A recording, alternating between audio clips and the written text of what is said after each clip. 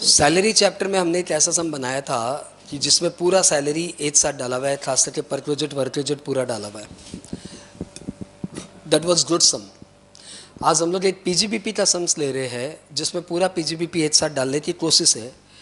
कोई ऐसा सम बन ही नहीं सकता जिसमें सारा पीजीबीपी एक साथ डाल दो. पीजीबीपी अनंत है, फिर भी बहुत कुछ इसमें डाला हुआ है.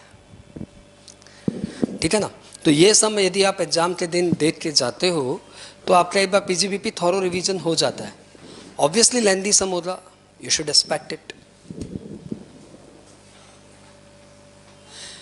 बोर्ड छोटा है. ये मेरा page number 1, page number 2, page number 3. ठीक है. आप सम्स को दो पार्ट में करिए.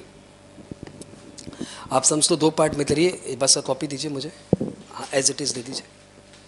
आप सम को ऐसे करिए कि इस पार्ट में पीएल और इस पार्ट में एडिशनल इंफॉर्मेशन. इस पार्ट में पीएल, इस पार्ट में एडिशनल इंफॉर्मेशन. ठीक है. पैरेलली चलता जाएगा. सम्स भी बोलते जाऊंगा, एडिशनल इंफॉर्मेशन भी बोलते जाऊंगा. सम टीआई का है, टोटल इनकम का है. इसमें डिडक्शंस है, थोड़ा बहुत अदर सोर्सेज है, थोड़ी बहुत हाउस प्रॉपर्टी है, थोड़ा बहुत कैपिटल गेन है, लेकिन फिर भी ये पीजीबीपी बेस्ड सम है. H has following PL. H has following PL.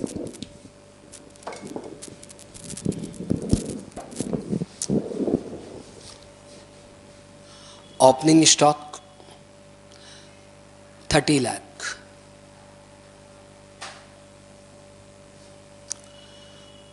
Purchases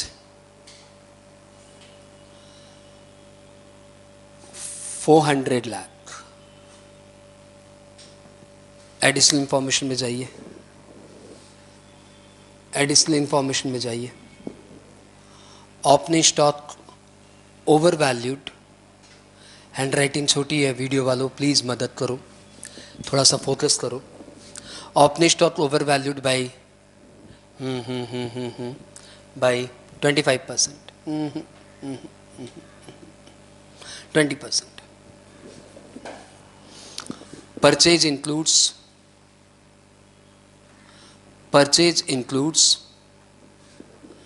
purchase of machinery for scientific research.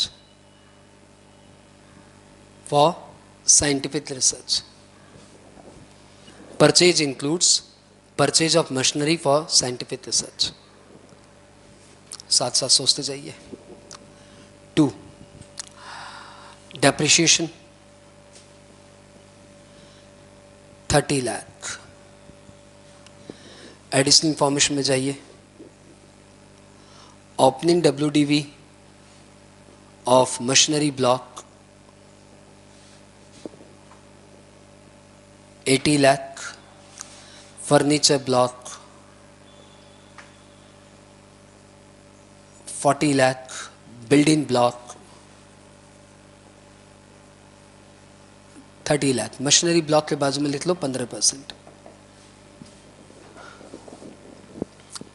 Furniture तो में से 10% होगा, और बिल्डिंग इन जनरल 10% ही होती है. रेसिडेंशियल बिल्डिंग बिजनेस में थोड़ी कम नजर आती है.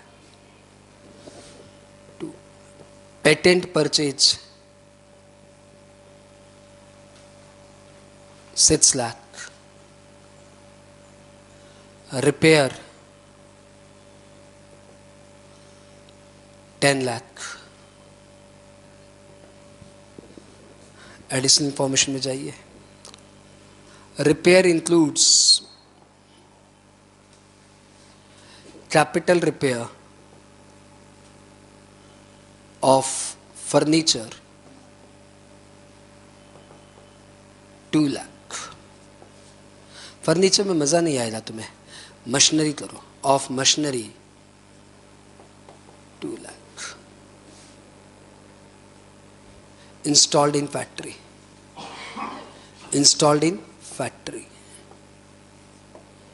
अब तुम्हें मैंने परेशान कर दिया क्या? एडी मिलेगा कि नहीं मिलेगा? मैंने तुम्हें परेशान कर दिया. ठीक है. चीजें वही है जो हमारी पड़ी हुई है, लेकिन सम के रूप में आ रही भैया. Next, contribution for scientific research 1 lakh. Contribution for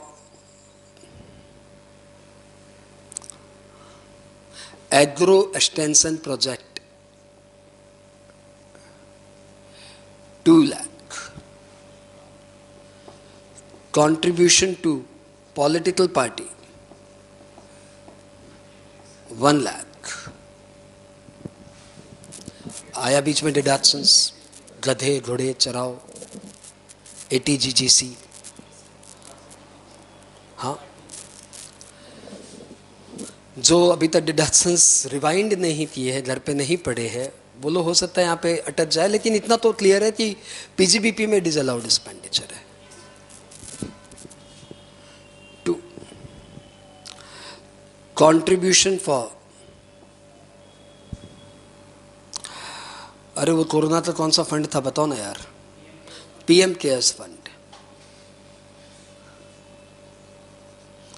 8 lakh. Deductions आए जा रहा है. ATG डोनेशन फिर से आ गया. ATG 10 lakh. Okay,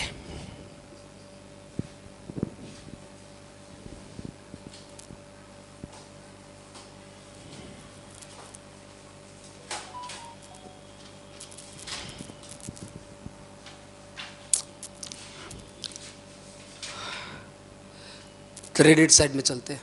by sales, debit sir हो गया, अभी डेबिट बहुत बात की भाई. सेल्स 7 करोड़, तुम्हें मैंने उससे बाहर निकाल दिया. इससे 44 AD से 44 AD से बाहर निकाल दिया. 8% 6%, वो तो 2%. 8, वो तो 2 करोड़ तक ही रेवेन्यू होनी चाहिए ना, प्रिजम्पटिव इनकम से यार.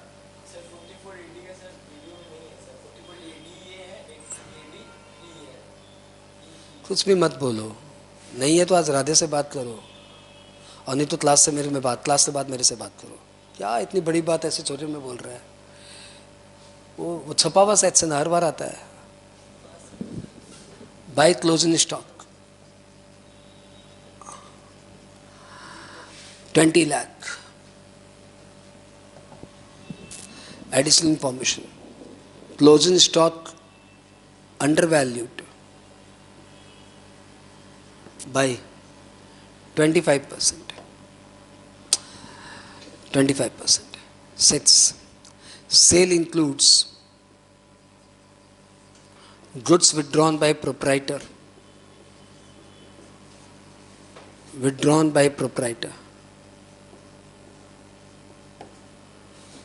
10 lakh. Market value 12 lakh. Cost 11 lakh. मज़ा आ रहा है? सब कराया हुआ क्लास में?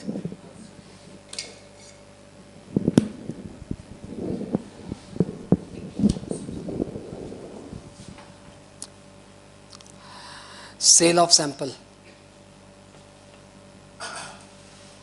1 lakh. Perquisite from business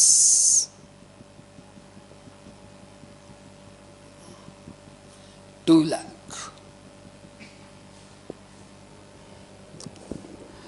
Additional information. During the year, stock converted to capital asset.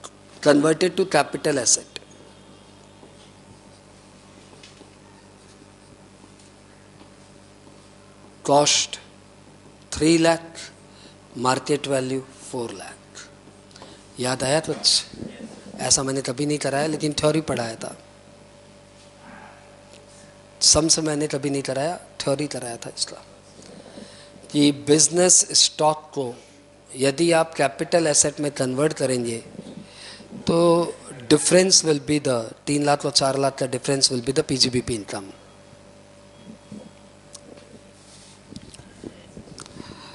Debit में आ जाओ. Agro expenditure 5 lakh. Agro income 12 lakh.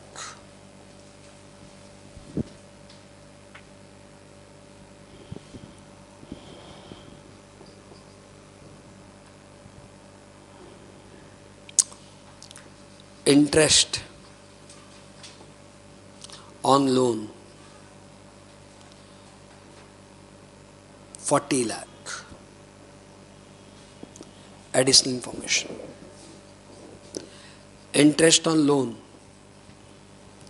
related to number 1, payment of income tax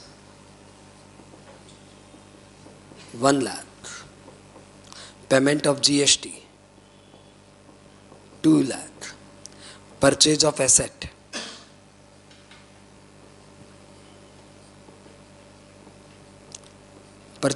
को हटाते लिख दो, purchase of machine before installation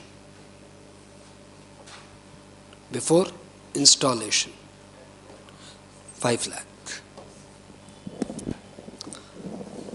कुछ याद आया बल्लू? मजा आ रहा है? अरे सन्नाटा, मजा आ रहा है? हाँ सर, मतलब मज़ा तो नहीं लेकिन कुछ तो आ रहा है सर। एक बार जाके आ जाऊं 40 lakh. 2,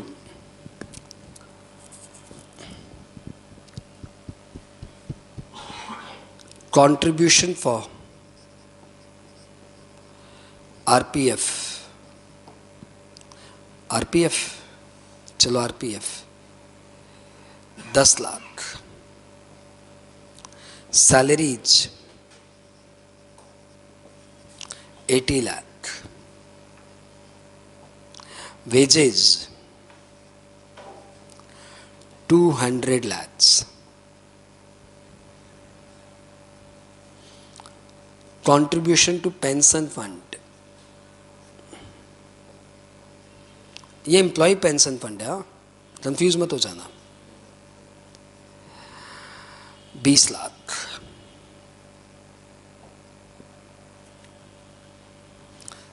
additional information, employer contribution to pension fund, employer contribution to pension fund not deposited by due date,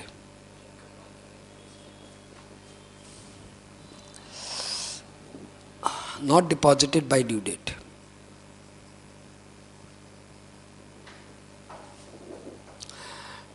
due date of filing of return,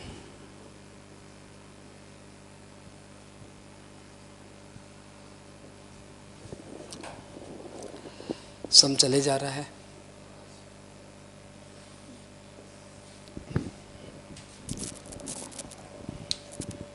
ये सम लिखने में, अब मतलब मैं सम बनाऊंगा तो वही 5-7 मिनट में, चाहे सम बड़ा हो छोटा हो। हाँ, डिक्टेशन में तो टाइम लगेगी यार, और सम डिक्टेशन का मजा अलग है, आप साथ साथ सोच पा रहे हो, पेशेंसफुली सोच पा रहे हो।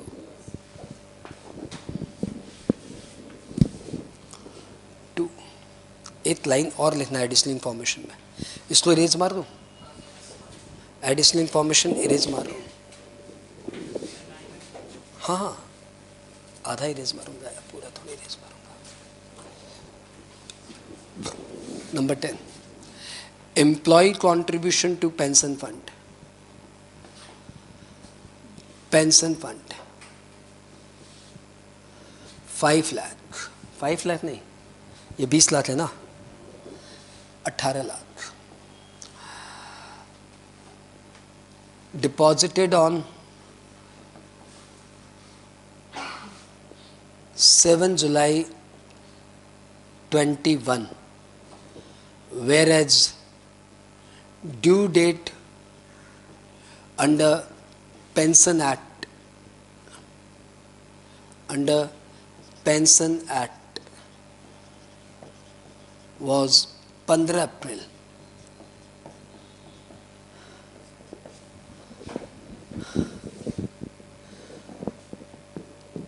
कुछ कुछ याद आया क्या बल्लो?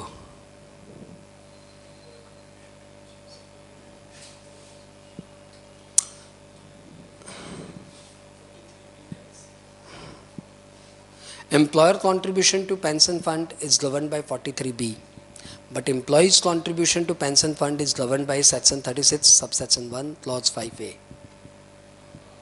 Will do, no problem. कुछ नया है तो मैं आपको किताब खोल के दिखाऊंगा ना, आप देख लेना वहाँ पे, ताकि वो आँख में छपा रहे. ये नया है, ये एकदम नया है, और वो स्टॉक कन्वर्टेड ये एकदम नया है. ये दोनों मैं आपको किताब खोल के दिखाऊंगा कि कहाँ पे दिया हुआ है चीज़.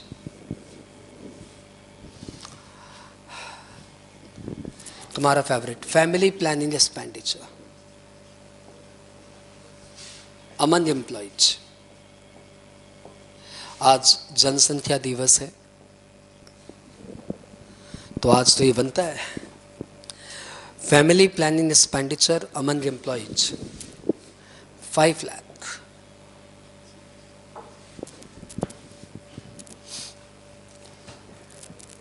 हाँ,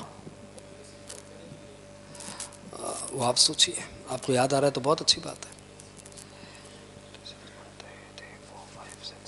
bad debt 10 lakh. Bad debt relate to a party who is solvent. Relates to a party who is solvent.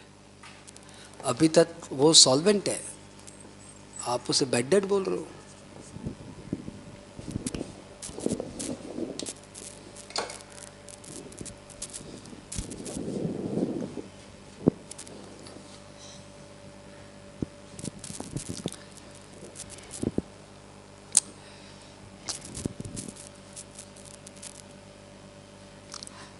Advertisement with political party 4 lakh.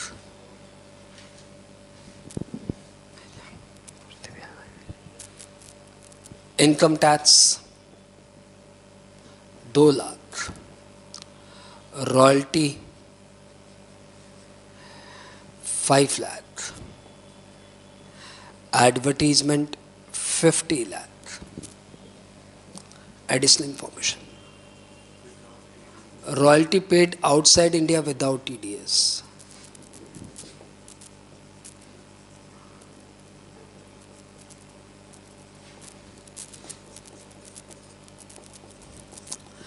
Advertisement paid to a resident X Limited without TDS, but X Limited timely filed return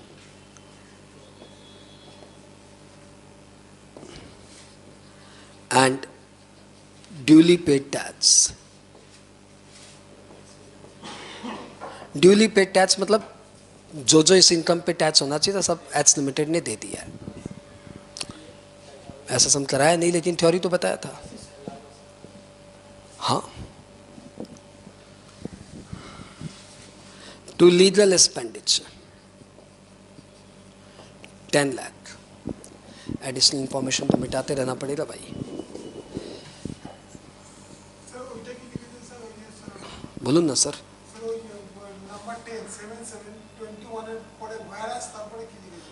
ओ यार, अपना गंदा hand writing.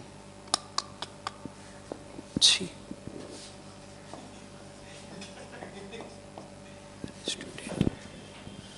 Due date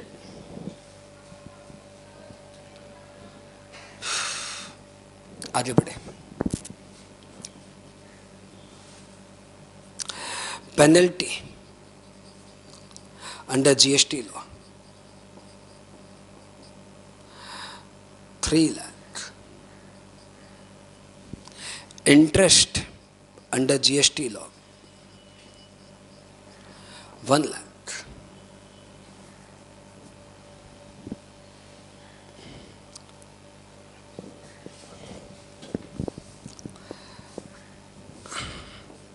Salary paid to spouse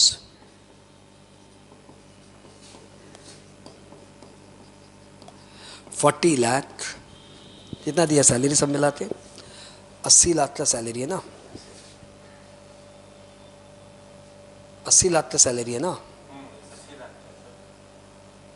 80 lakh है ना यार, नजर नहीं आ रहा है। हाँ 80 लाख है। Salary paid to spouse 40 lakh, whereas market value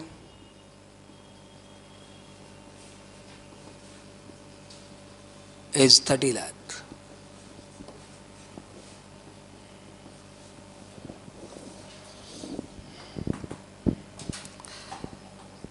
Carriage 6 lakh. Carriage paid to 20 transporters 30,000 each in cash. मजा आया? 48 हुआ, 48 हुआ, 43 भी हो चुका है। Income tax refund 1 lakh. Interest on income tax refund 10,000। नहीं, इसको भी 1 लाख कर देते यार। हाँ थोड़ा सा ऑड है लेकिन सही है।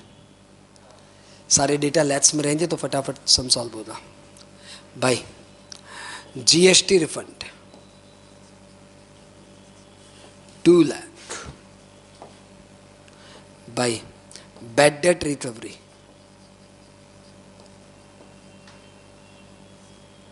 5 लाख।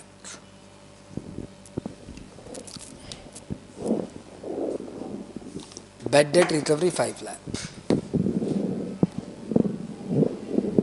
41(1) भी हो गया, 43(b) भी हो गया, 44AA अकाउंट्स का है, 44AB ऑडिट का है। बस पीजीबीपी फिनिश। मैंने बहुत कुछ डाला इसमें। Preliminary expenditure 10 lakh. Cost of project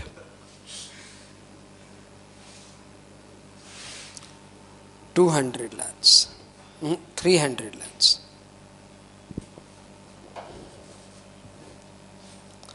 VRC 20 lakh. VRC paid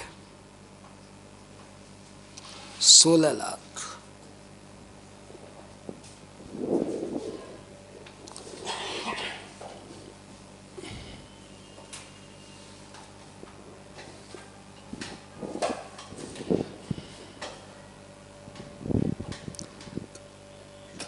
ठीक है सर, सब कवर अप हुआ?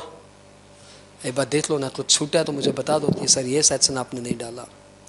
मैंने डेप्रिसिएशन डाला, एडिशनल डेप्रिसिएशन डाला, 43B डाला, 41(1) डाला, 37 डाला, वही है। प्रिजम्पटिव इनकम इस समय कैसे जाएगा? इनकम ही ज़्यादा है। प्रिजम्पटिव इनकम के साथ ये सब सम आएंगे भी नहीं। उसके बाद क्रेडिट में थोड़ा बहुत और डाल देते हैं, तुम्हारी इच्छा के लिए। LTCG on shares 10 lakh. LTCG on land 10 lakh.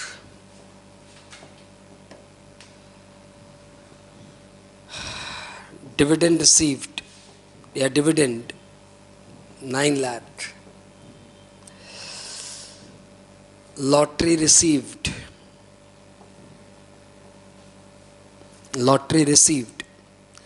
35 lakh.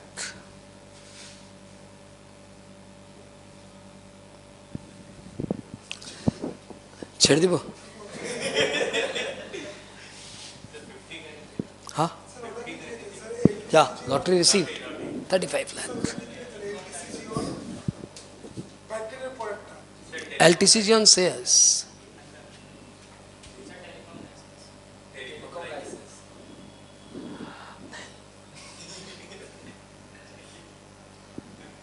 Factory है ना, चलो फाइन, हमारे दोस्त ने बोल दिया छेड़ दिन, तो हमें छेड़ দিব। नेट प्रॉफिट बता दो भैया। मैं निकाल देता हूँ, इसमें है ही क्या, नेट प्रॉफिट निकालने में क्या है, ऐसे निकाल देंगे। ये 7 करोड़ है, ये शायद 20 लाख है, तो 720, 721, 723, 725, 735, 740, ये क्या 1 लाख है, 740, 736, 737, 739, 744, 754, 764, 773, 773, 778, 808, मेरे हिसाब से 808 लाख। एक बार टोटल देख लो भाई।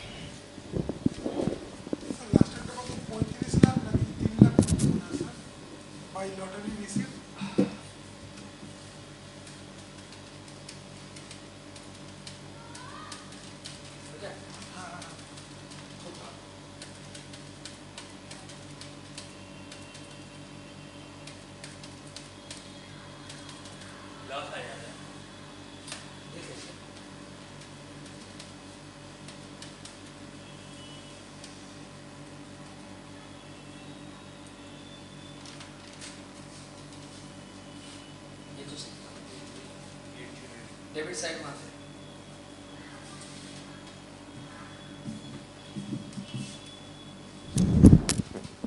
मैं दोबारा बोल दे रहा हूँ डेटा, ताकि किसी का वो 3 लाख और 30 लाख वाला लफड़ा हो ना, तो क्लियर कर लो भैया।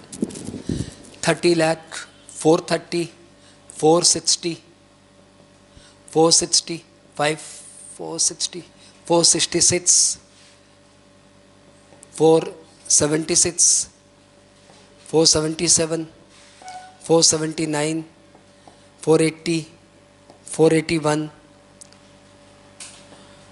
491, 496, 536, 546,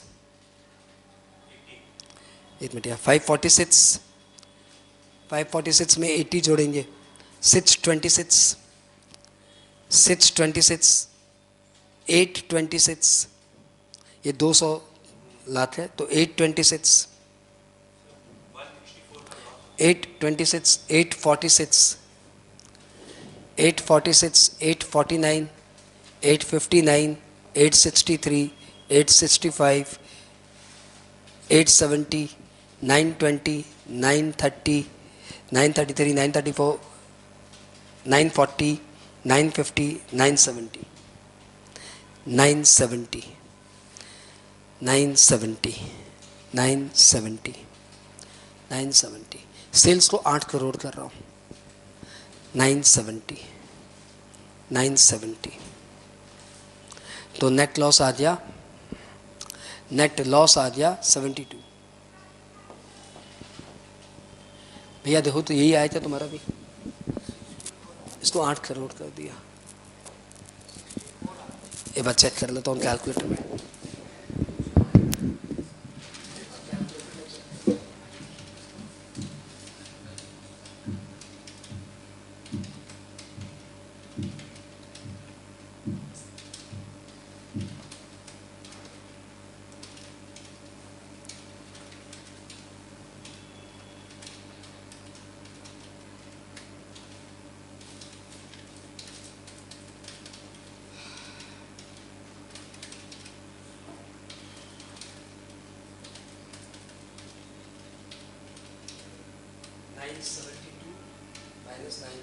तुम सही बोले, 60।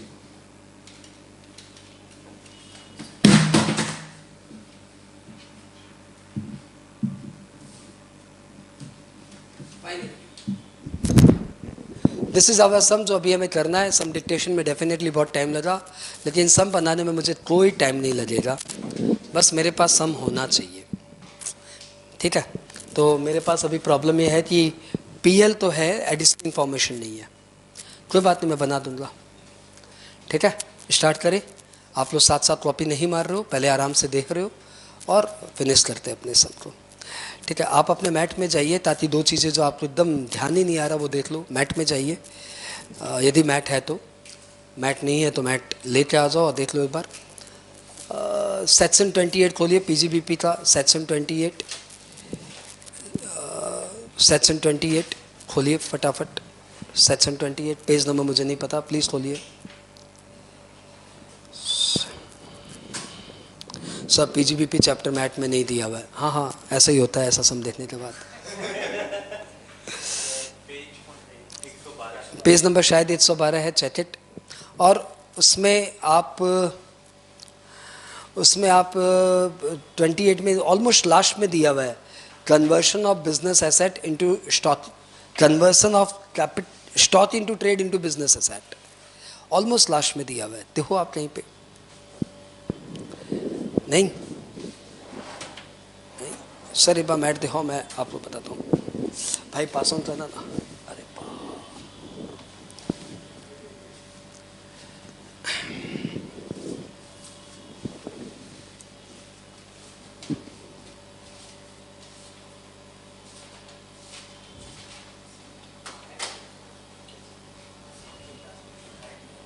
पॉइंट नंबर 10 देखिए, point number 10, page number 114, point number 10, as per section 28 clause 6A inserted with effect from assessment year 1920, the fair market value of stock converted into capital asset as on date on which it is so converted shall be treated as PGBP income. The value shall be determined in the prescribed manner. ठीक है, ये आपको नजर आ गया। Fair market value आपका income माना जाएगा और कॉस्ट तो आपको पता ही है। ठीक है, फिर आपको मैंने एक और नया चीज़ क्या बताया जो पहले कभी नहीं बताया था, एम्प्लॉय कंट्रीब्यूशन वाला। सेक्शन 36(1)(5)A में जाइए, सब पेज नंबर बताइए sir. Section 36(1) sub clause 5A में जाइए, सब पेज नंबर बताइए सर। पेज नंबर 148, 148 नहीं होगा, 149, 150 होगा, 150 में जाइए।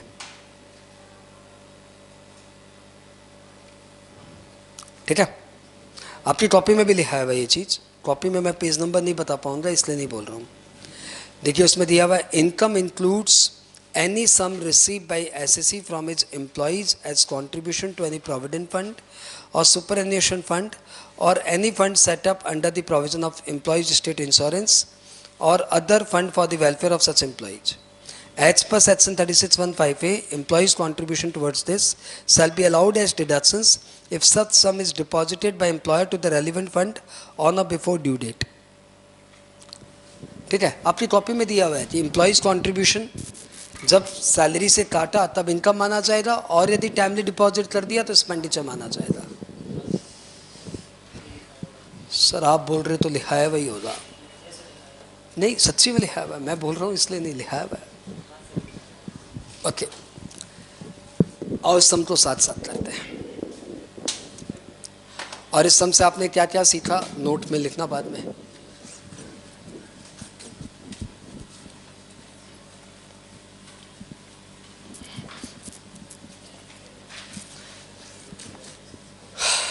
हमें क्या निकालना है, calculate tax liability. Calculate tax liability बहुत खतरनाक सम हो गया अभी। हम लोग कर रहे हैं कैलकुलेशन ऑफ पीजीबीपी। यहाँ पे हम लोग साइड में आईफॉस भी निकाल लेंगे, कैपिटल गेन भी निकाल लेंगे, हाउस प्रॉपर्टी इनकम भी निकाल लेंगे। हाउस प्रॉपर्टी इनकम इस समय है ही नहीं। चलो ठीक है, शुरू करते। नेट प्रॉफिट दिया हुआ है कितना, 64 लाख, सारी डेटा लैक्स में। शुरू। अब ये सब हार्डली 5 मिनट लगेगा मुझे करने में। ओपनिंग स्टॉक बोला हुआ है अंडर वैल्यूड या ओवर वैल्यूड, ओवर वैल्यूड। तो ओपनिंग स्टॉक ओवर वैल्यूड मतलब आपने खर्चा ज़्यादा दिखा दिया, खर्चा कम करूँगा तो प्रॉफिट बढ़ जाएगी। कितने से ओवर वैल्यूड है ये? यानी ये 120% है। यदि 120% है 30, तो 100% कितना होगा? 25 लाख। भैया देख लो, मुझे नहीं पता, आप देख लो। हाँ, तो 5 लाख से ओवर वैल्यूड है। हाँ, कॉपी बाद में मारना। परचेजेस में दिया हुआ है purchase for scientific research machinery, तो आपको पता है परचेज भी अलाउड एक्सपेंडिचर है, और साइंटिफिक रिसर्च लिए यदि कोई मशीनरी खरीदा है तो वो भी अलाउड एक्सपेंडिचर है। तो कोई बुरी बात नहीं कि एक एक्सपेंडिचर और दो एक्सपेंडिचर जो दोनों अलाउड है एक साथ लिखा हुआ है। So nothing to do, nothing to do. Purchase भी अलाउड है और साइंटिफिक रिसर्च फॉर मशीनरी भी अलाउड है, और दोनों 100% अलाउड है, इसलिए मैंने कुछ नहीं किया। Depreciation as per accounts disallowed 30 lakh. Depreciation as per IT act pending है, करूँगा करूँगा, डब्बा डाल के छोड़ दिया। पेटेंट परचेज ये डिसअलाउड एक्सपेंडिचर है, क्योंकि पेटेंट तो कैपिटल एक्सपेंडिचर है ना। हाँ, तो यहाँ पे वर्किंग बनाता हूँ। अब बताओ कौन कौन से ब्लॉक है आपके पास? सर, मशीन है, गुड। फर्नीचर है, गुड। बिल्डिंग है, गुड। पेटेंट है, गुड। मशीन की ओपनिंग डब्ल्यूडीवी बताओ। 80। फर्नीचर की opening WDV 40। Building 30। Addition during the year में पेटेंट हमने डाल दिया 6। फिर जैसे जैसे इंफॉर्मेशन मिलेगी और बनाएंगे। आगे बढ़े। रिपेयर 10 लाख। रिपेयर में कैपिटल रिपेयर भी इंक्लूडेड है, कितना? 2 लाख। ये अलाउड नहीं होगा, ये डेप्रिसिएशन के लिए अलाउड हो जाएगा। तो मशीनरी ब्लॉक में मैंने addition during the year 2 lakh डाल दिया। दादा क्या कैलकुलेटर कर रहे हो कि कैलकुलेशन की करचेन दा बोल ना, बता क्या कर रहा है? मैं तो यहाँ पे भागे जा रहा हूँ, तू कहाँ अभी तक कैलकुलेटर लेके कर रहा है? साथ में हो सब जन? कहाँ पहुंचे? यहाँ तक पहुंचे। Contribution for scientific research allowed expenditure है, कुछ नहीं किया। Contribution for agro extension allowed expenditure है, ठीक है। यदि स्किल डेवलपमेंट होता तो मैं बोलता सिर्फ कंपनी को अलाउड होता है, एग्रो एक्सटेंशन तो अलाउड है। कंट्रीब्यूशन टू पॉलिटिकल पार्टी ये डिसअलाउड एक्सपेंडिचर है। Donation to political party disallowed, कितना? 1 लाख। मैं नीचे लिख के रख लेता हूं, जब टीआई बनाऊंगा तब डाल दूंगा 1 lakh. Contribution to PM cares fund, PM cares fund कितना है? 1 लाख। मैं इसको नीचे लिख कर रख देता हूं, जब टीआई बनाऊंगा तो ले लूंगा। डोनेशन 10 लाख, तो ये डोनेशन तो डिसअलाउड एक्सपेंडिचर है, 10 लाख। मैं एटीजी में 50% वाली कैटेगरी में 10 लाख लिख कर रख देता हूं। हाँ, कुछ नहीं बोला तो डोनेशन, जनरल डोनेशन, छोटी मोटी संस्थाओं को। एग्रो एक्सपेंडिचर डिसअलाउड है, क्योंकि एग्रो इनकम नॉन टैक्सेबल, इसलिए भी डिसअलाउड। पीएल पकड़ के चल रहा हूं। इंटरेस्ट ऑन लोन में कई सारी बातें दी हुई थी। Interest on loan for IT disallowed, how much? For GST allowed, और फॉर एसेट मशीन कितना? 5 लाख।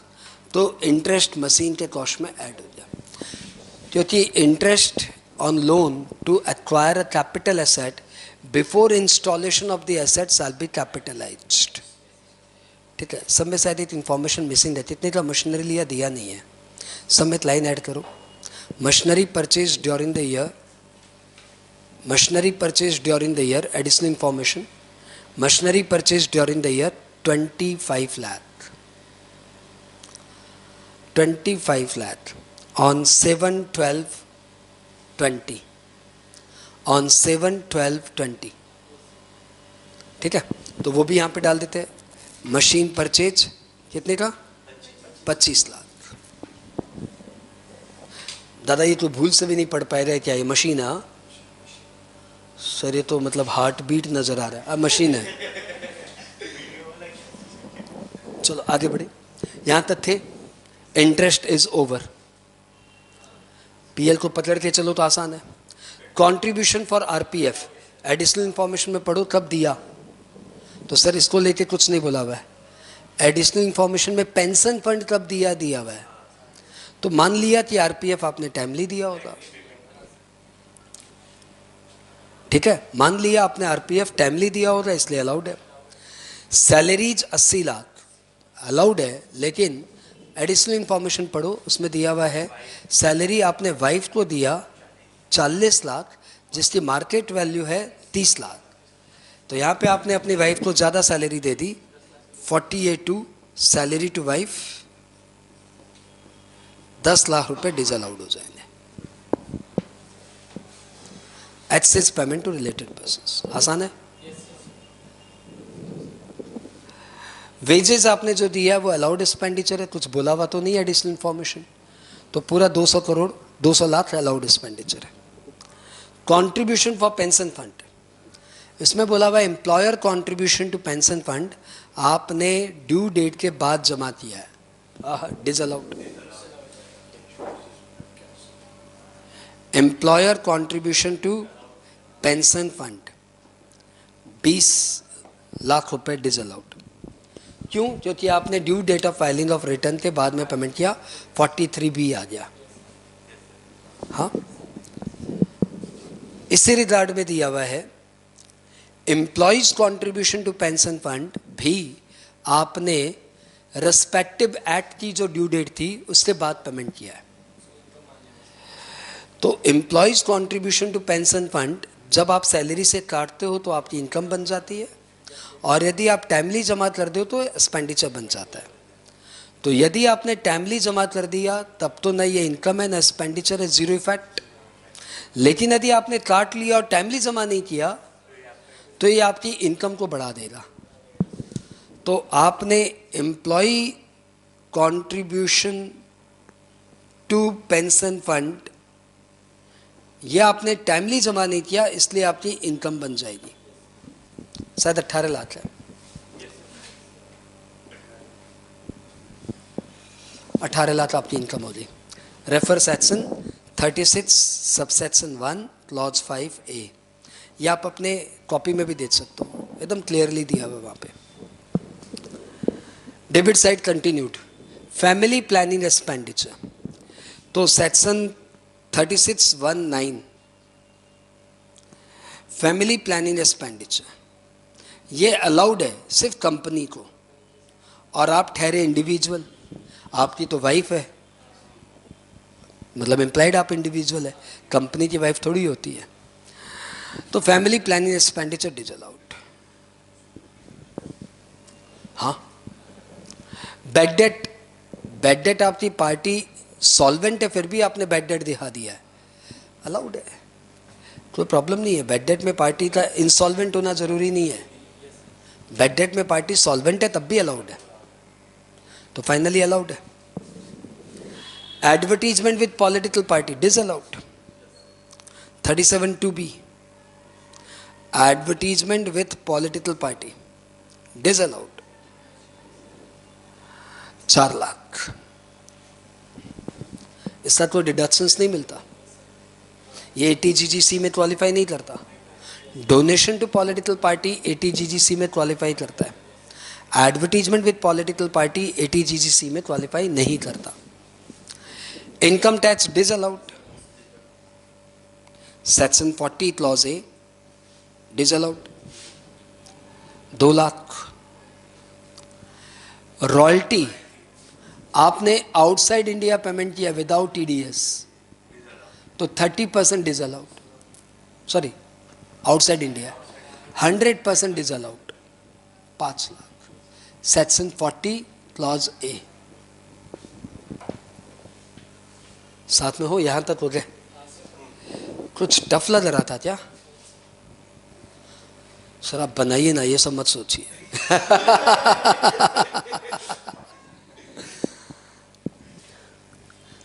ठीक है, यहां तक ठीक है? पूरा रिवीजन हो रहा है पीजीबीपी? आपको मालूम पड़ रहा है कौन कौन से सेक्शंस आपको याद नहीं रह रहे हैं, कौन कौन से सेक्शंस आपको याद है? ऐसे सम एग्जाम्स में नहीं आते, लेकिन ऐसे सम से फ़ायदा ये होता है कि जब बनाते हैं तो दिमाग में क्लियर हो जाता है कि मेरे को ये सब याद है, ये सब याद नहीं है, घर जाके ये सब पढ़ना है।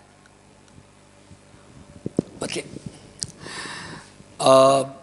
एडवर्टीजमेंट आपको दिया हुआ है, advertisement paid to a resident without TDS, लेकिन जो आपने जिसको पेमेंट किया था पेई ने अपना रिटर्न टाइमली भर दिया, अपनी सारी इनकम दिखा दी है, ड्यूली सही दिखा दिया है, तो फिर in that case you will not be treated as SSC in default और आपका एक्सपेंडिचर डिसअलाउड नहीं होगा।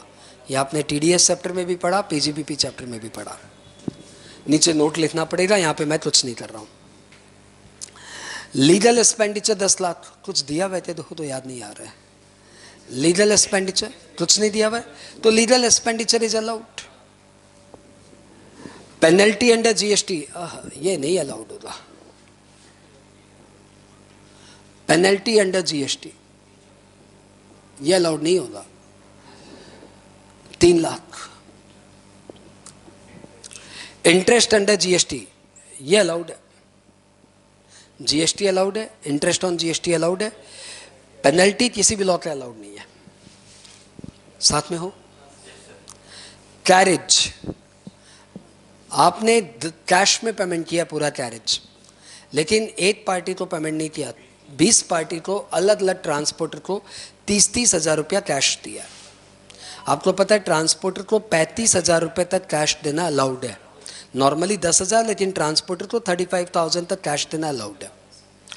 तो आपने कैश में 30 हज़ार ही दिया है, तो you are within the limit, आपका ये कैरेज अलाउड है। हाँ, प्रिलिमिनरी एक्सपेंडिचर, प्रिलिमिनरी एक्सपेंडिचर 5 साल में अलाउड होगा, maximum up to 5% of cost of project. तो आपका कॉस्ट ऑफ प्रोजेक्ट है 300 लाख, 3 करोड़, 3 करोड़ का 5% होता है 15 लाख।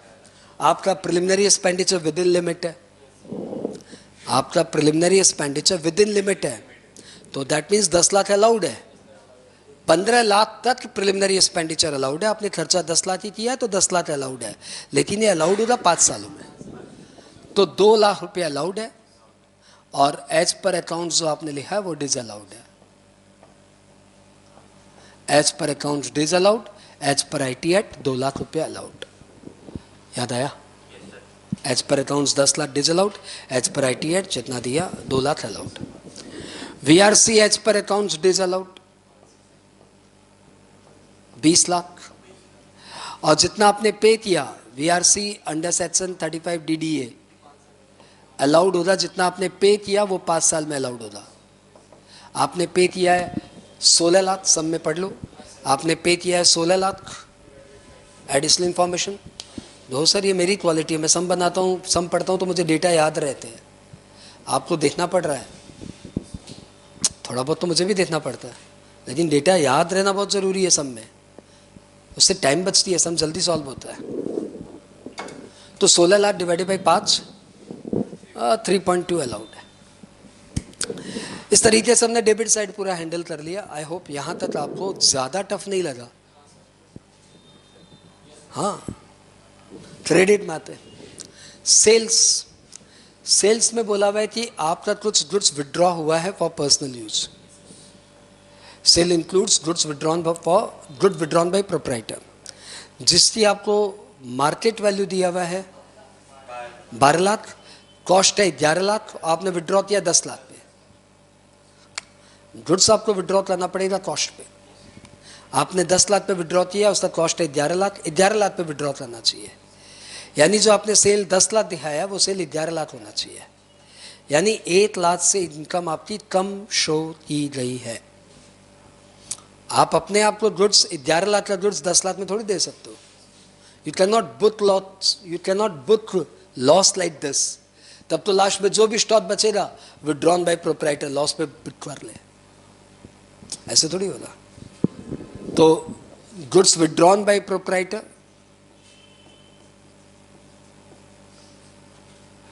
एक लाख से मैंने बढ़ा दिया। नीचे नोट्स में जाते एक्सप्लेनेशन दे देना कि proprietor can not withdrew the goods below cost, तो कॉस्ट है 11 लाख, आप 10 लाख पे विड्रॉ नहीं कर सकते। 1 लाख से हमने आपकी इनकम बढ़ा दी। आगे बढ़े। क्लोजिंग स्टॉक बोला हुआ है अंडर वैल्यूड 25% से, यानी जो आप क्लोजिंग स्टॉक दिखा रहे हो ना वो 75% है। तो 20 लाख यदि 75% है तो 6.67, इतने से आपका स्टॉक अंडर वैल्यूड है। ये मैथमेटिक्स देखने में आसान लग रही है सर, एग्जाम हॉल में मिस्टेक हो जाता है। ये आपने 25% अंडर वैल्यू किया है, मतलब ये 75% है। तो 75% इक्वल टू 20 लाख, तो 25% इक्वल टू कितना? 6.6666 था, मैंने उसको 6.67 कर दिया। आगे बढ़े। Sale of sample business income है, कुछ मत करो। Perquisite from business business income है, कुछ मत करो। एग्रो इनकम नॉन टैक्सेबल, यार इसको हटाना पड़ेगा, मैं इसको फिनिश करता हूँ, अब तो कुछ आएगा नहीं। ये हुआ 6 लाख, ये 30, ये 40 और ये 25 5 30, 110 112। डेप्रिशिएशन लगाओ। ये फर्नीचर पे 10%, बिल्डिंग पे 10%, पेटेंट एज्यूम 180 डेज से ज़्यादा यूज हुआ है 25%। हाँ बोलो, यहाँ तक हाँ बोलोगे तो आगे बढ़ता हूँ। हाँ, इसमें क्या है, ये जो मशीनरी है ना, ये मशीनरी और ये इसका इंटरेस्ट, ये दोनों मशीनरी का कॉस्ट है 30 लाख। ये मशीनरी आपने दिसंबर में खरीदी है, दिसंबर में खरीदी है मतलब 4 महीना यूज किया है, मतलब लेस देन 180 डेज यूज किया है। लेस देन 180 डेज यूज किया है, इसका मतलब इसके ऊपर हाफ ईयर डेप्रिशिएशन। तो भैया जी सुनो ना, इस 30 लाख पे हाफ ईयर,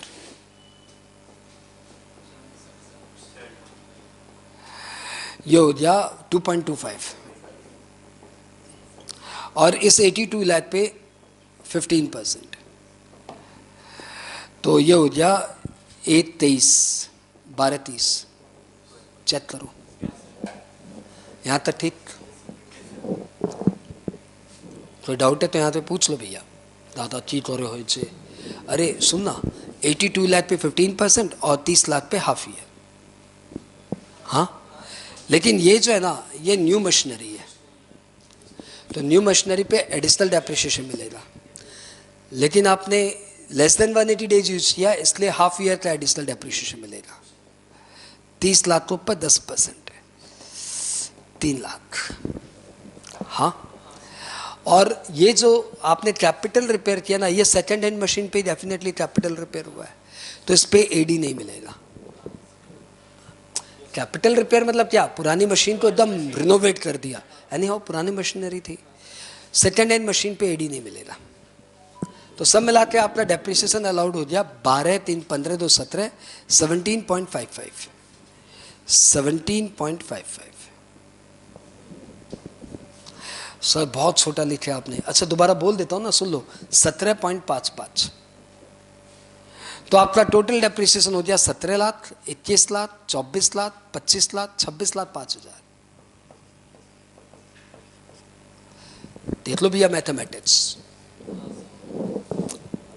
हाँ, तो डेप्रिसिएशन भी सब में मैंने भर के दिया आपको, एडी था, कॉस्ट ऑफ एसेट था, सब था इस सब में। लो भैया, यहाँ तक हम लोग कर चुके हैं, यहाँ तक एग्रो इनकम तक कर चुके हैं,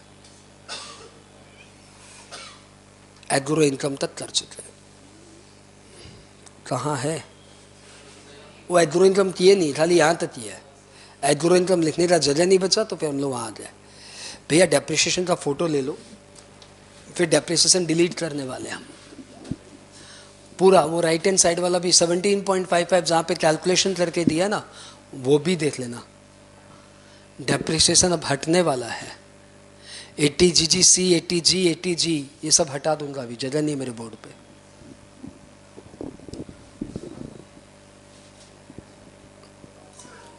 हाँ हाँ करना। হ্যাঁ হ্যাঁ ঠিক আছে, তুই কর না, আমি বসে আছি।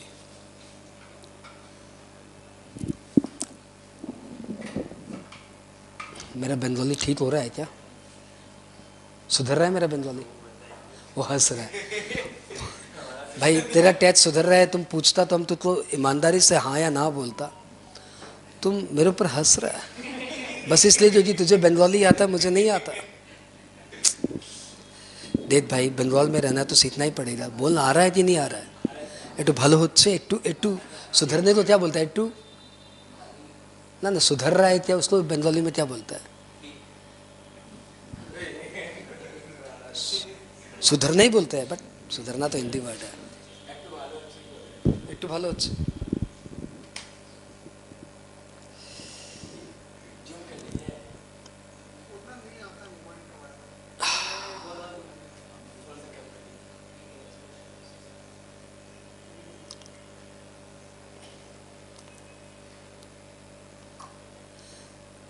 बाबा पूरा सम ले रहा है, वीडियो बना रहा है।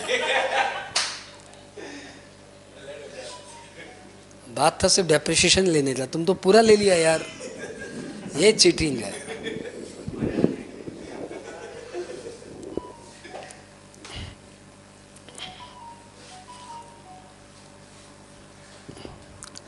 अभी तक सम प्योरली पीजीबीपी चल रहा था, अभी टुवर्ड्स टीआई मूव करेगा। तो हम लोग एग्रो इनकम लिख लिए कि भैया ये तो टैक्सेबल ही नहीं है, हटाओ इसको। Agro income 12 lakh. IT refund taxable ही नहीं है, हटा दो 1 लाख। टैक्सेबल ही नहीं है। Interest on IT refund taxable है लेकिन आईफॉस में है, तो यहां से हटाओ और यहां डालो interest on IT refund 1 lakh. यहां तक हो गया भैया। जीएसटी रिफंड बिजनेस इनकम है, सेक्शन 41(1), जो एक्सपेंडिचर अलाउड है बाद में रिकवर हो जाए तो बिजनेस इनकम ही माना जाता है। Bad debt recovery business income है, भले ही आपका पार्टी इंसॉल्वेंट है या सॉल्वेंट है, bad debt recovery business income है। एलटीसीजी ऑन शेयर यहां से हटाओ, कितना है? 10 लाख। यहां से हटाओ और यहां डालो ऑन शेयर, नहीं 10 लाख। एक बदसूरत सी आवाज आई 9 लाख। नहीं सर, एलटीसीजी टोटल इनकम में 10 लाख ही आएगा। उसके बाद जब टैक्स लाइबिलिटी निकालेंगे ना तो उसमें 1 लाख एग्जाम्प्टेड है, टैक्स रेट 0 है उसका। टोटल इनकम में 10 लाख ही आएगा। सर इससे क्या फर्क पड़ता? फर्क पड़ता है ना, बाद में सरचार्ज लिए इनकम 50 लाख के नीचे, 50 लाख के ऊपर, तो टोटल इनकम में 10 लाख ही आएगा। आपका टोटल इनकम रॉन्ग हो जाएगा यदि आप 9 लाख लिख देंगे तो। ऐसे इसका फोन काम नहीं करता, ऐसे देखो। पहले तो पूछता था सर इट उठा ले, आज सुनता।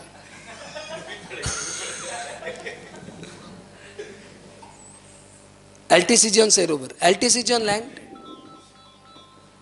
क्या ताना बाना है यार।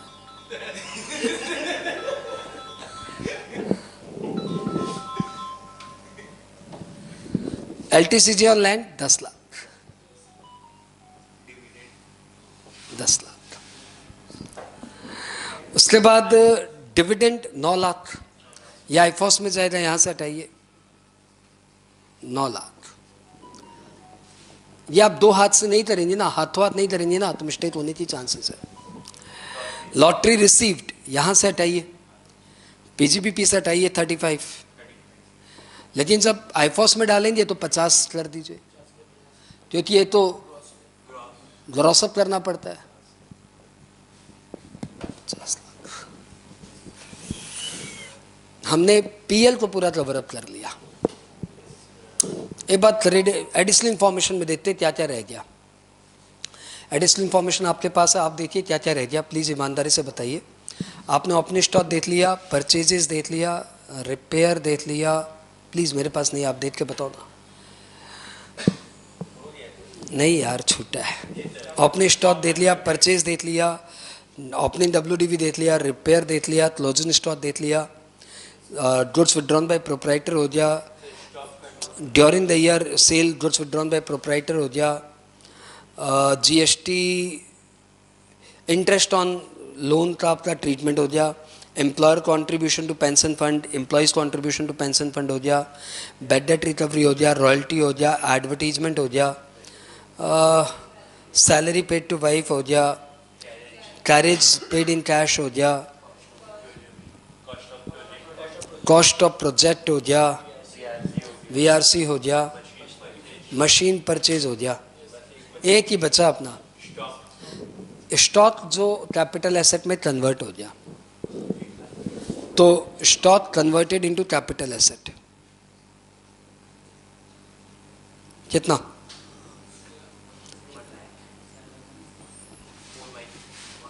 ₹4,00,000।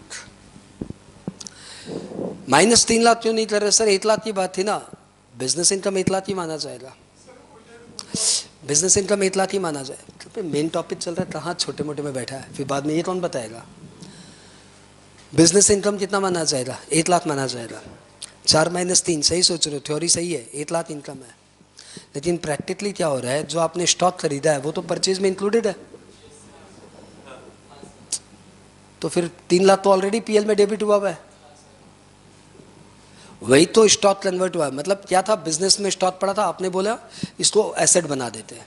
तो या तो आप 3,00,000 यहाँ से हटाइए, इसको 37 करिए, फिर वहाँ पे 1,00,000 करिए, और या फिर सीधा जितना स्टॉक की मार्केट वैल्यू है उसको आप यहाँ पे इनकम दिखा दीजिए। क्या पूछ रहे थे दादा? ग्रॉसिंग अप, ये मेरे को पता था तू पूछेगा, इसलिए मैंने यहाँ पे पूरा डिटेल कर दिया था। फिर भी तू वापस पूछ रहा है। अरे दादा, lottery income minus TDS equal to lottery received, ऐसा अदर सोर्सेस की क्लास में सर ने पढ़ाया था। आपको लॉटरी रिसीव दिया हुआ है 35 लाख, लॉटरी इनकम उसमें से TDS कटता है 30%, मतलब 70% of lottery income equal to 35 lakh. तो lottery income equal to 35 lakh divided by 70%, बोले तो 50 लाख। ये सब कराया हुआ है तुमको IFOC क्लास में। हाँ बोलो। इसको कोई बोलता ही नहीं है, ये जो मन में पूछ रहा है अपने बताए जा रहे हैं, ऐसा थोड़ी होता है ना? इसको मना करो। कोई मना नहीं कर रहा है, एकदम सर पे चढ़े जा रहे हैं। आओ, तो सारी एडिशनल इंफॉर्मेशन ट्रीट हो गई, हमारा PGBP इनकम आ गया। आप बताओगे? ये मैं निकाल दिया 20 लाख और ये मैंने निकाल दिया 60 लाख। 2 हेड का मैंने निकाला, हेड का तुम निकालो।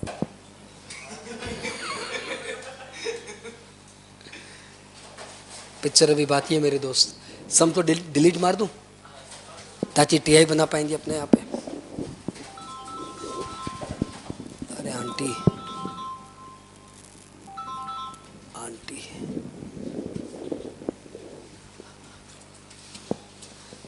डिक्टेशन, इसको डिलीट मारने में जोर आ रहा है, दुख हो रहा है। दे भाई तेरे भरोसे। हाँ, एक जन दोबारा चेक कर लो, 142 लाख बोल रहे हैं, 1.42 लाख बस। भैया एक जन बोल रहा है 1.42 lakh.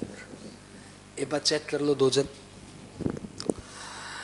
Calculation of TI, picture अभी बाकी है मेरे दोस्त, ध्यान रखना। हाँ, PGBP इनकम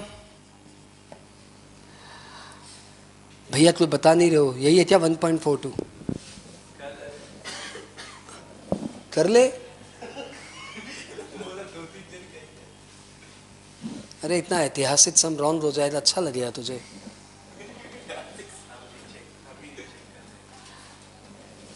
हाँ, मैं भी कैलकुलेटर चला लेता हूँ यार।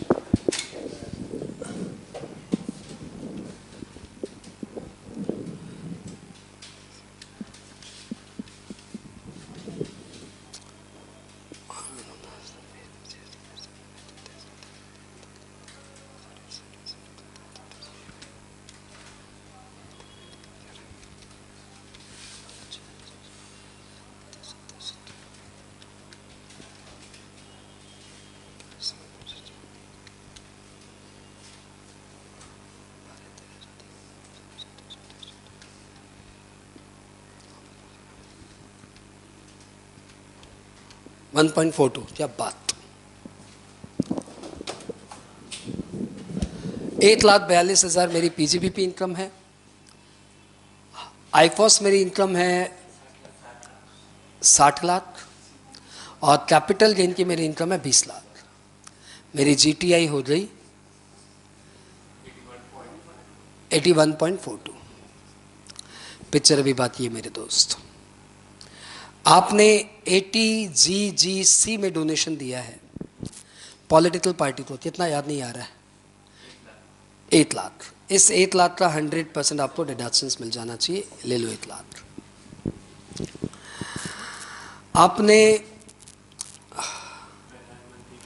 आपने पीएम केयर्स फंड में डोनेशन दिया है, कितना, 8 लाख। इसका भी आप 100% डोनेशंस ले लीजिए, 1 लाख। आपने डोनेशन दिया 10 लाख का, इसमें 50% आपको डिडक्शंस मिलना चाहिए, 5 लाख। हाँ, लेकिन पिक्चर है भी बात ये मेरे दोस्त, क्योंकि donation amount can not exceed 10% of adjusted GTI, तो चेक करना पड़ेगा, एडजस्टेड जीटीआई निकालना पड़ेगा। एडजस्टेड जीटीआई इक्वल टू होता है GTI minus long term capital gain, short term मैंने इसलिए लिख नहीं रहा हूँ, minus all deduction under chapter 6 से एक्सक्लूडिंग एटीजी। तो जीटीआई आपका 81.42, एलटीसीजी है 20 लाख और एटीजी को छोड़ के डिडक्शन है 1 लाख। तो 60.42। इसका आप ज़्यादा से ज़्यादा 10% डोनेशन दे सकते हो, 6.42, 6.042। तो आप ये जो डोनेशन 10 लाख दिए हो ना, ये 6.042 ही अलाउड होगा। ऐसा सम आपको अभी तक टीआई में तो नहीं मिला, आप 5 सम कर चुके थे और ये लास्ट मोमेंट पे ध्यान नहीं आता, सर डिडक्शंस किया ही नहीं है, तो तुम सुखी हो, तो तुम सुखी हो। दुनिया में वही सुखी है जो फकीर है, सर आज तक पैसा कमाया ही नहीं है, सुखी हो। तुम्हें कोई टेंशन नहीं है कि तुम्हारा पैसा चोरी हो जाए, कहाँ इन्वेस्टमेंट करे, कहाँ आज क्या नया ले, मार्केट में सोना का क्या भाव है, आईटीसी का दाम, रिलायंस का दाम बढ़ा कि घटा, तुम्हें कोई टेंशन नहीं है, तुम्हारे पास पैसे ही नहीं है, तुम सुखी हो। तो तुमने डोनेशन नहीं किया, डिडक्शंस नहीं किया, तो तुम सुखी हो यार, हटा चलेगा। दुखी तो हम लोग हैं। तो ये 50%, 3.021।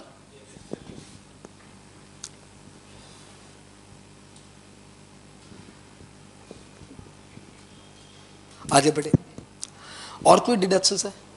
बस 3 ही था, 3 ही था। तो आपकी टोटल इनकम आ गई 3 4 5 399, 76,39,900। टैक्स निकालना बाकी है। मजा आ रहा है? समेत लाइन लिख लो, नहीं तो सम खतरनाक हो जाएगा। Assume 115 BSc not opted.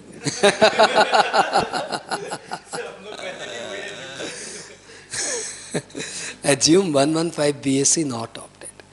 तुम बोलेगा तुम दोनों तरीके से बना देगा, लेकिन अब आलस आ रहा है। कुछ लोग ऐसा ऐसा चेहरा बना रहे ना, तो फिर मन कर रहा है कि इसको छोड़ दिया जाए। नहीं सर उस तरीके से भी बना दीजिए। अच्छा ठीक है, पहले इसको फिनिश तो होने दे, फिर सोचेंगे। तो 70 टैक्स लायबिलिटी निकालना है, calculation of tax liability. Picture अभी बाकी है मेरे दोस्त।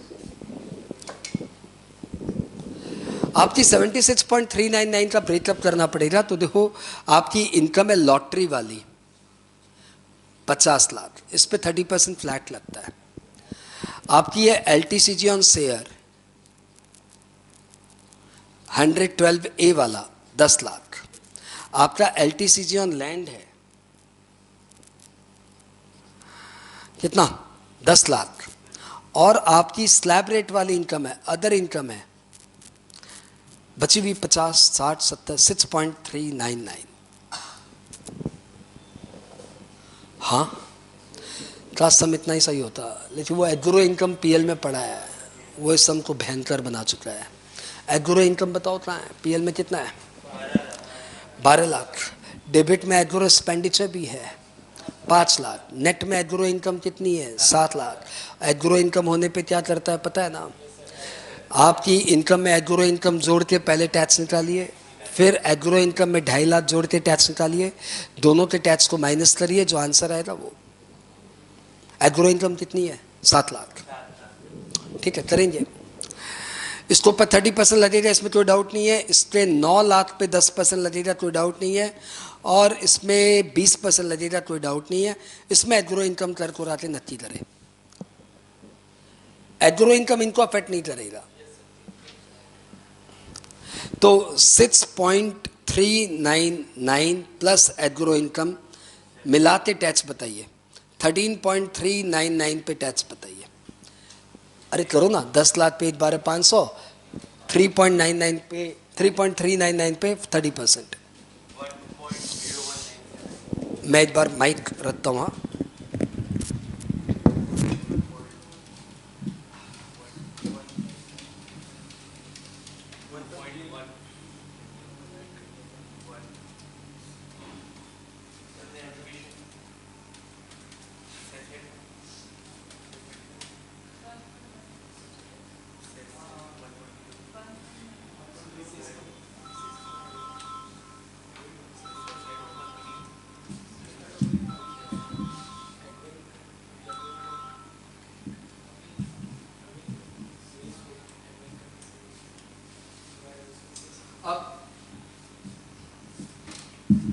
अब एग्रो इनकम में 2.5 लाख जोड़ के टैक्स निकालिए, यानी 7 लाख प्लस 2.5 लाख,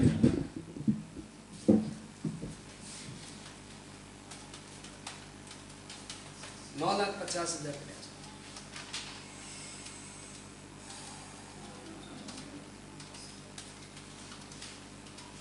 एक लाख 2,000।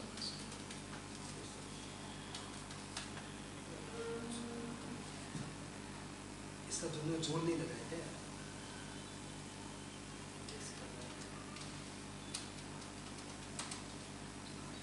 ये ठीक है क्या टोटल?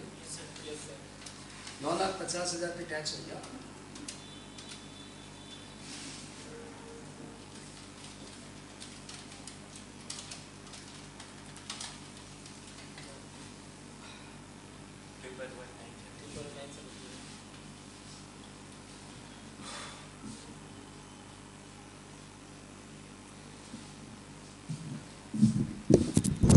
सब चीज़ें लगती टफ है, करे तो 2-2 मिनट के काम है।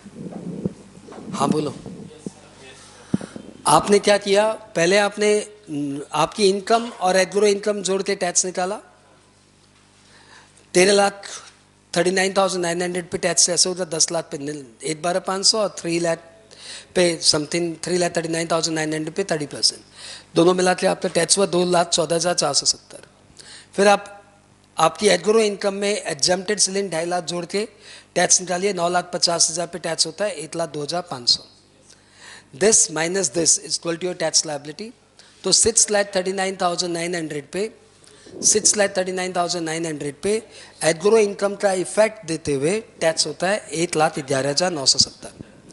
तो ये टैक्स हो गया 15 लाख, ये टैक्स हो गया 90,000, ये टैक्स हो गया 2 लाख और ये टैक्स हो गया 1,11,970। तो आपका टैक्स हो गया 15, 2, 17, 18, 19,01,970। हाँ बोलो।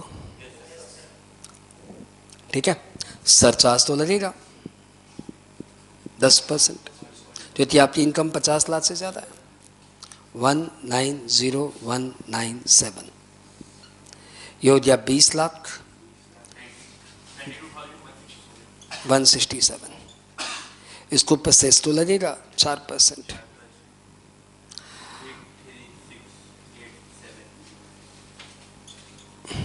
और ये आपका टैक्स लायबिलिटी आ गया 20,92,167 में 83,687 जोड़ दो।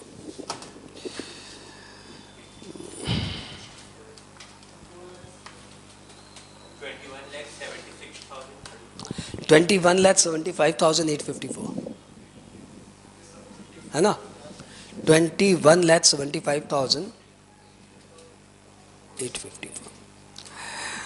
जो वीडियो में इस क्लास को देख रहे हैं, मैं उन्हें बोलूँ कैलकुलेशन में मिस्टेक हो सकती है, though we have tried our best, but human error can be there. Conceptually कोई मिस्टेक नहीं है सब में। एक बार आप अपना कैलकुलेशन दोबारा चेक करके फेयरली इसको बना दीजिएगा। ये आपको रियलाइज़ हुआ कि ये सम पीजीबीपी तक तो आसान था, विद इन कंट्रोल था। जैसे सम पीजीबीपी से बाहर निकला, टीआई में घुसा, तो अचानक 80G का वो एडजस्टेड जीटीआई देखते लोग ऐसे ऐसे माथा पकड़ने लग गए, 1% डेट। फिर जैसे ही इसमें एग्रो इनकम का आया तो लो की जोर की हवा बाहर निकली। तो वहाँ पे जाके सम थोड़ा सा ट्रिकी हो गया। पीजीबीपी तक ये सम अच्छा था। हमारा एम ही था पीजीबीपी का मास्टर सम बनाना, तो पीजीबीपी का मास्टर सम तक वी वर सक्सेसफुल। उसके बाद टीआई निकालने में बच्चों को परेशानी होती है, वो होगी। तो इस सम को टीआई के कारण प्लीज टफ मत बोलना, पीजीबीपी के कारण तो एकदम आसान सम है, ठीक है। इस सम को दोबारा जब तक नहीं बनाओ ना, तब तक ये सम मेरा था मेरा ही रहेगा। ये सम आपका तभी होगा जब आप इस सम को दोबारा अपने आप बनाने की कोशिश करोगे, एटलीस्ट पीजीबीपी इनकम राइट निकालने की कोशिश करोगे, ठीक है। और जब पीजीबीपी तक निकाल ही लिया तो टीआई भी निकाल देंगे, अब तो सब सीखा हुआ है, ठीक है। कोई मिस्टेक मिल जाए घर में बनाते समय कि सर अपने जो किए थे उसमें ये मिस्टेक रह गई, या जो वीडियो में देखे वो बोल रहे थे मिस्टेक रह गई, तो मुझे बता देना।